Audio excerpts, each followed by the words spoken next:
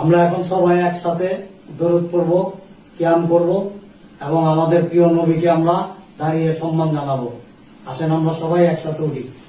ইয়া নবী সালাম আলাইকা, ইয়া রাসূল সালাম আলাইকা, ইয়া হাবিব সালাম আলাইকা, সালাওয়াতুল্লাহ আলাইকা।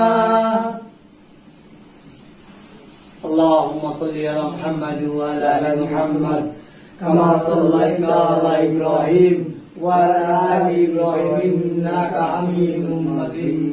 اللهم بارك على محمد وعلى ال محمد كما باركت على ابراهيم وعلى ال ابراهيم انك حميد